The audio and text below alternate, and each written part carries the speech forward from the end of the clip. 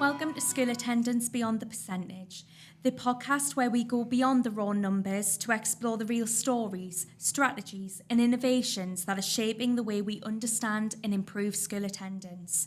I'm your host, Melissa Warwick from A-Star Attendance Solutions, and I'm so excited to be joined today by two people that are leading attendance work in a bold and thoughtful way. Britt, Chief Education Officer at Authentic Education, and Gemma Genco, Assistant Director of Attendance and Safeguarding. Welcome and thank you for joining me. In this episode, we're talking about data, but not the kind that sits untouched on spreadsheets or shows up at the end of half term. We're talking about data that's alive, data that prompts action, data that makes a difference. So my first question to you is, why is data so important to the work that you do across the Trust, and how does it help shape and structure your overall approach to improving attendance? Take this one? Yeah. So I think data is the storyteller. It tells us the history of the student, where they're going, what their needs are. It gives us a real insight into individual students and student groups and student year groups. And it's information that we can then use to strategise and to really delve deep to see what we need to do to unpick some of the issues and the barriers that those children are experiencing.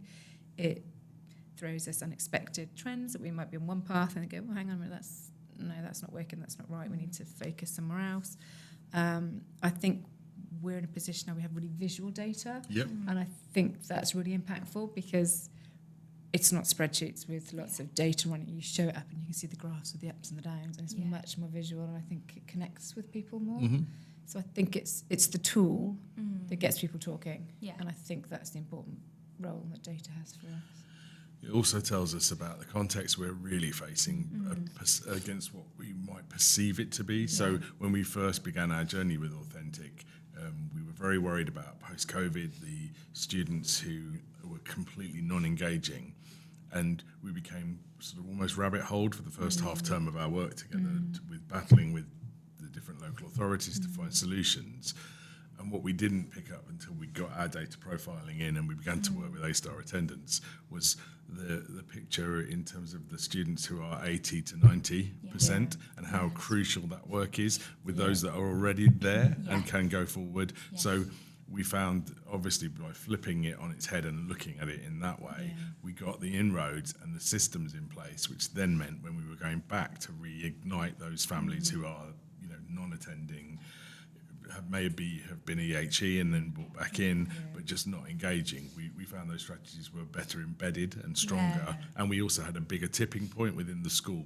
So it's been really crucial to us coming into a new situation with the Trust a year ago to where we are today. I think it's been quite a culture change, hasn't it? Because there's been so much focus on those families and those young people who really weren't attending, the 0%ers, the really low percenters, that now are saying, do your welfare checks, keep doing the behind the work scenes. We've managed to create new ways of working, so it might be one school, they only take on, the attendance team will take on years 10 and 11, and then the heads of year will take on 7, 8, 9s, except for those really tricky cases which then get escalated to the SLT or to the attendance team, so we can carve the data in a way that's going to have the most impact to improve attendance for a broader range of children.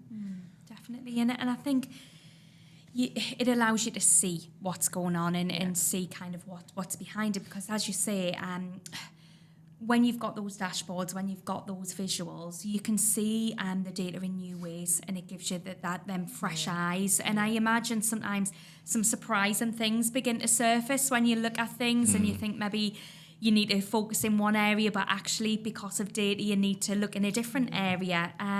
So what kind of insights did the dashboards and looking at that data and having that focus reveal that might have previously been maybe overlooked? It's aligned somewhat from my perspective. So Gemma does a huge amount of work with the pastoral attendance teams in the schools. For me, driving teaching and learning, one of the things that it does show is where again, it's been a year of work, so we've prioritised years 10, 11, year 7 to get that impact right. But it shows that I have got to get that consistency much more rigorous throughout the schools, because if the teaching and learning is really strong, it certainly helps, because we can see patterns in year 8 and 9 of things starting positively by the end of year 7, but then just tailing, and that is my failing, and I have to sort that out with my schools and continue to improve the quality of provision and education, because it gives you that picture. But it's also helped with students at the level of being able to say, oh, on a Monday every second week you're not in, and that might be because they go and stay with dad that weekend. You just don't know, but it gives you the ability to lift at that dialogue level. But it's also helped our schools compare each other and be able to have that healthy conversation about, oh, you've got strengths in that, so can we have a look and can we share, which has been really good for us. Yeah, and I think the level of data that we now have available to us, so we have a pupil level data, and that can break down. It tells us everything from days of the week that they're in, their week by week attendance. It looks at how they're made of transport to school, whether their siblings attending. So we can now, which we didn't really do before, we're now cross-referencing the siblings and schools that we know they've got siblings in. The head teachers or the pastoral leads are like, oh, so-and-so's missing, is the sibling in? So we're having those conversations, and we're also tapping into the information, the data that the primaries have got, and we're using some of their pastoral workers to lead some of the conversations and openness for the secondaries. So we're trying to get it's being creative with it, isn't it? And kind of bringing everyone on board that you can to drive that improvement. And I think kind of when you've been looking at the data, was there any moments where maybe when you've worked with primary and then moving to secondary where the data's challenged what you thought you knew, when a trend or a group of students or maybe a school looked fine on the surface, but actually when you dug a bit deeper, it revealed something that you didn't see? Well, for a system level, what was really powerful was at one point last year we thought we were getting inroads and it was going well, and then we did, with our data going to new levels, we were able to see the comparator to the same time the previous year, and that brought us back down to earth and reinvigorated our approach. So we lost our complacency. We had to dig deep and pull it back and really get in there. And we didn't get all of the impacts across the year, because by the time that had happened last year, we was slightly on the back foot. So it was so crucial this year that with our year 6 to 7 transition and with our work to start every academy off in the same way, and it's really paid off. So we've seen sort of 3 and 4% increases this year, which is I good. think we've noticed things like like boys and girls, we've kind of always assumed it's the girls that are leading attendance, but actually we're noticing on the data now that it's flipping, and it's the boys that are attending greater in our trust. So now we're refocusing, we've had like the boys programs. We're now to be thinking, right, what is it with the girls? What's stopping them? And we know it's appearance and the eyelashes and the nails and all of that. How do we come up with a compromise that suits young girls who want to express themselves within a school uniform? So, it opens conversations in a different way, doesn't it? It really does. And it's just given us that ability to know, at an individual's level and across cohorts and across academies. It's just given us so much information. So both working with A-star attendance, plus our own ability to then dig in, plus the DFE's reporting to us, that combination of data means that we are in a really strong place now, and there isn't much we don't know. And I think kind of seeing the data and identifying patterns is one thing, but then kind of looking how you then act on them, that's the next step, isn't it? That's the next thing we need to do. So how do you use the insights through your data to actually target the right students or the right group of students at the right time? And how do you make it more than just, let's send a letter home? So we would use the data to look at it from different aspects. We might think about it from a SEND perspective. So we'd look to see how our SEND children are attending the school. We might compare it with their suspensions and just see, how the behaviour policy can be adapted to them, and the positive, can all come together and work around them.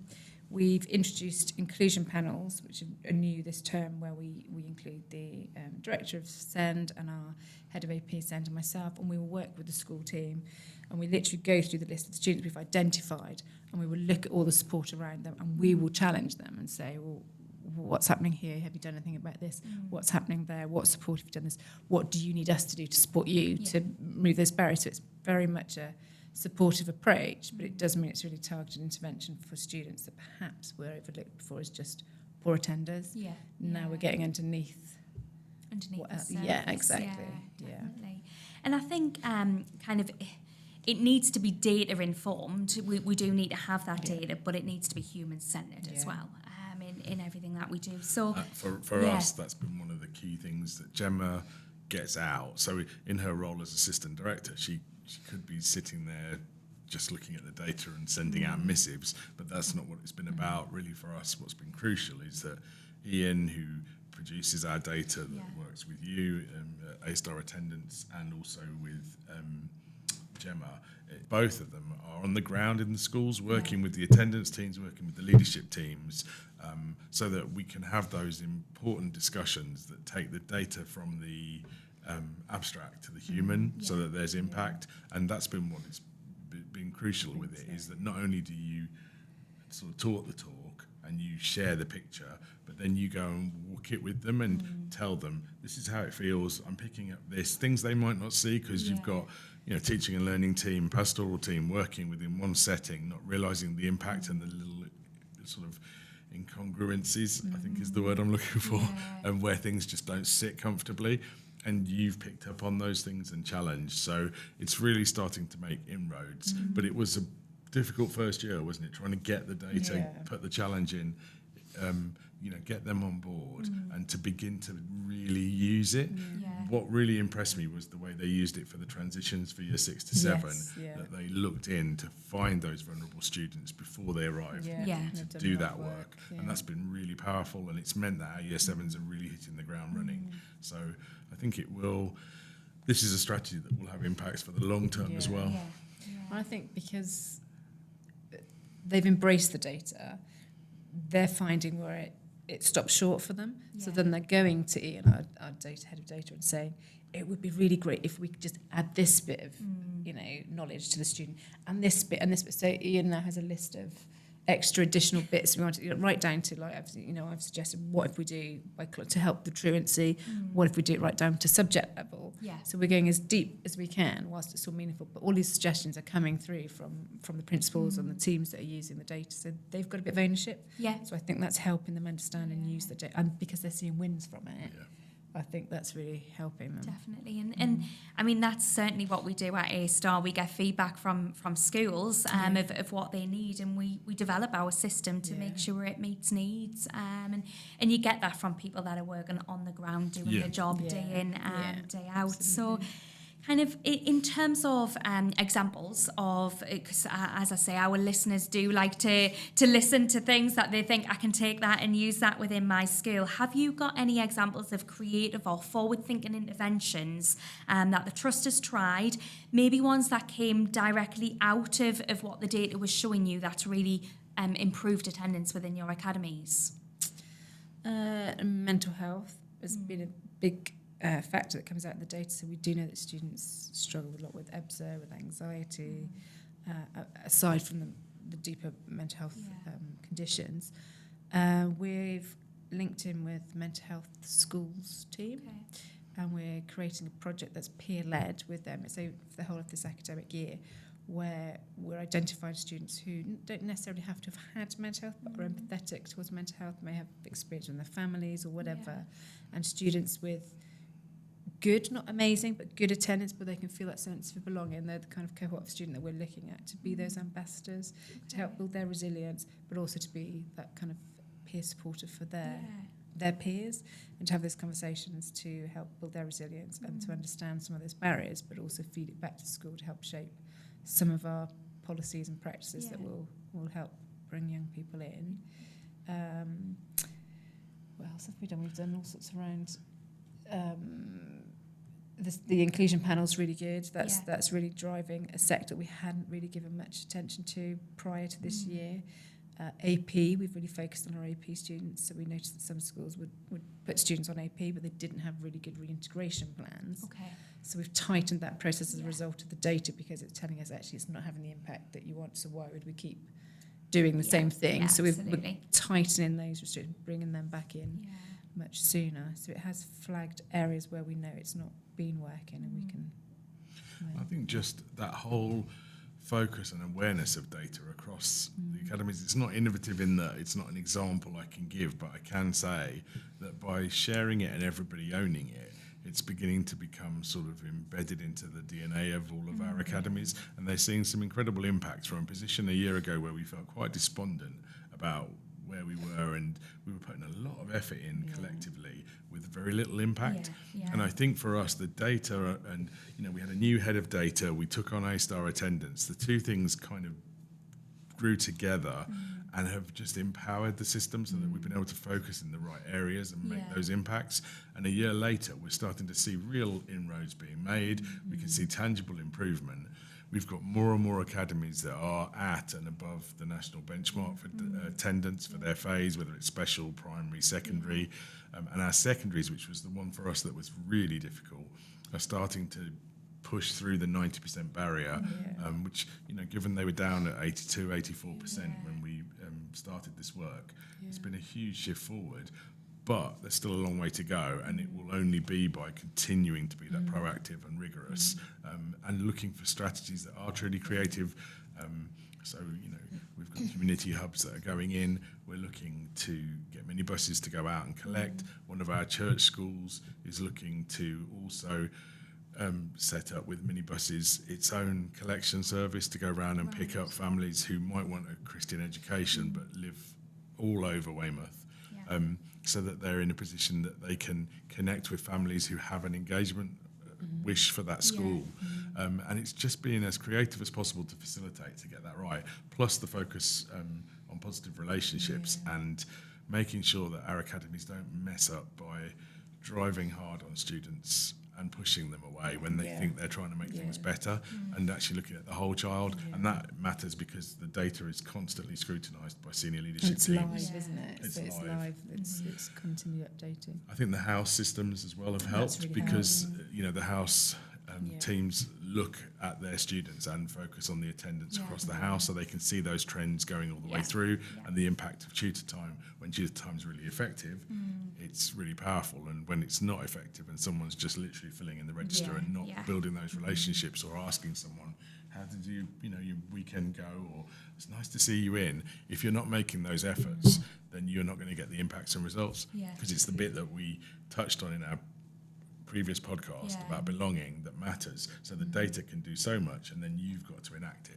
Definitely. And I think it's created a competition. It really has. So when I go out to secondaries, they'd be looking over my shoulder because I obviously have the whole schools, and they'd be like, "So what's that academy on? What are they doing?" And they it's driving them because they've set themselves up to who they want to beat.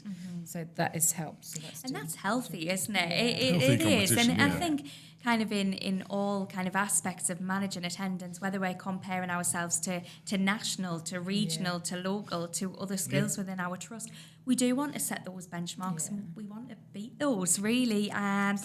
So let's shift this kind of into the cultural side, and because what you've built, it's not just a tool for tracking, and what you've got, it's a tool for talking. It certainly is. So how have the dashboards changed the way that you talk about attendance within your schools? I think that it's how far the breadth of it. So it's so informative that it gives people from different specialisms across the school the opportunity to have the conversation and then start challenging colleagues to say, I need a bit of support with this child, and open up conversations.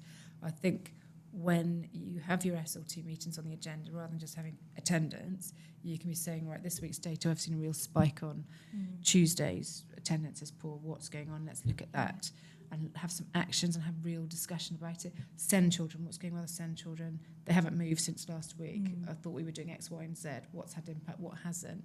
And just be a bit more robust in those conversations and have that challenge, because the data is telling us, if you say to me 2 weeks ago, I've put this intervention in, well, I would expect some movement. What's happened? Why hasn't it happened? Has anything happened in that week? What can we do? What can we tweak and change? And I think that is what is helping, is the way that it holds accountability.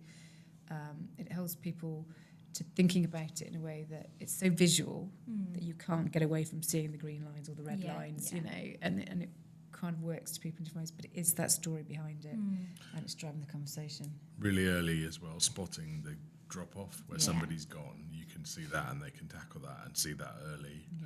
And the comparators are really important. I mean, like a year ago, everybody was kind of depressed about it and feeling like it wasn't something we could achieve because nobody was really achieving for us, especially in our secondary sector. And now a year later, we're beginning to get the competition, the wish to go further, and we're here. And one of our really hardest to reach academies, Oak in BCP, has gone through and started this year with a rate of over 92%. And that is really incredible for them. You know, that's you know, from a position of 88, 89 a year ago. And so we are so pleased, but there's still so much more to do. I can't say I'm proud because it's still painful that we've got such levels of PA. The rates are not good enough, and we have to do more about it. But I am proud of the work our staff, our young people, the students, and our leaders are doing, and my central team, because it's beginning to make the impact and the difference. And there's a long way to go, and we continually look to others for help because we need more help, and we need to work in partnership with others to get there. But it's like it's such a good feeling when you see that it's making that impact. It's those green shoots, isn't there? And we know from them green shoots that great things grow. And we've got to start somewhere. We really do. So using your data, we talk about reflecting on the data that you're being presented with. So how do you build in reflection and ongoing review to make sure that your practices are still fit for purpose? I think with the data, we look at points in time, so we can do direct comparisons to the year before. What did we do? How has it changed?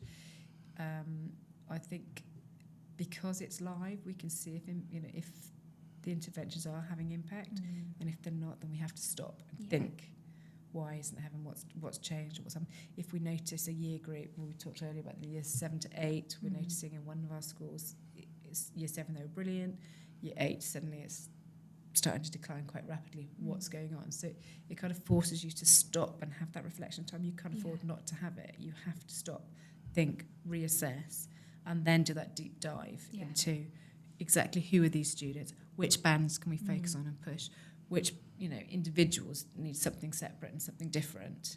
And I think without that reflection, the data's pointless. You've got to do something with it.